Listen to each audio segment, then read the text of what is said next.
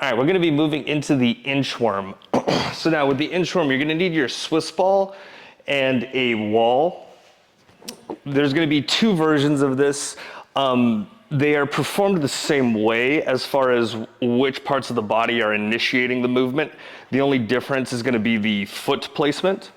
And so now, when we are going into this first spacing-wise, if you have your ball against the wall, touching it on the floor, you're gonna scoot up to where your butt is in contact with the ball, and that's how you will know at least where to start as far as getting your legs and the ball up the wall in the initial position.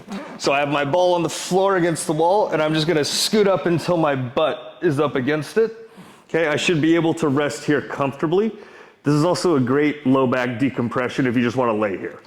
So now, for the movement, any way you want, you're gonna get the ball up the wall. So I'm just gonna use my hands and then just transfer it to my feet. And so now, initially we have two versions. For both of them, you want your feet, or the middle of your feet, the arches, to be on the equator of the ball. And we're gonna initially go over the bent knee version and then the straight leg version. So for the bent knee version, I have my feet on the equator. It's okay if my knees go to the outside. However, we want the toes forward right now. And I want my shins parallel to the floor. So for instance, if they were like this, they're now at an angle that way. They're not parallel. And then vice versa if I went too far the other way. So when I look up, I should see feet on the equator, shins parallel to the floor. And then it's okay if my knees are going to the outside, but my feet are forward. So now, when I initiate this movement, I'm gonna be drawing in at that lower ab, so that spot 2 inches below the belly button. I can have my arms out for balance. All of the movement is from that lower ab. You go as high as you're able to go. It's important that you continue to move from the correct place, not just try to get the ball higher no matter what. You should not feel like you're pushing into the ball. So if you suddenly feel pressure or you see the ball kind of giving in, you're doing too much from the legs and not enough from here. So this position of my legs just remains constant. I'm gonna draw in that low ab and it's gonna lift my hips off the floor.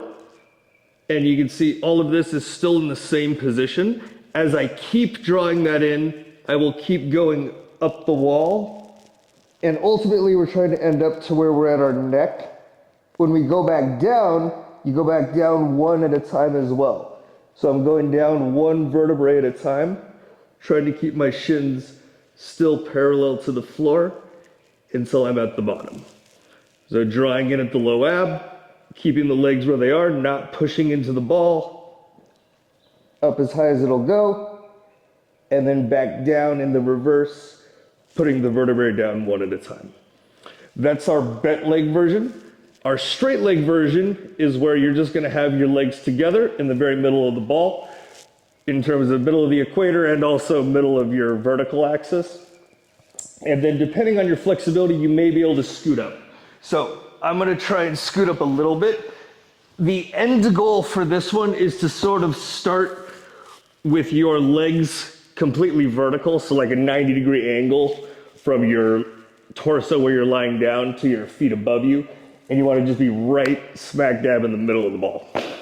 Arms are still out for balance. This is now the same exact motion as far as driving through or creating the motion from that lower ab.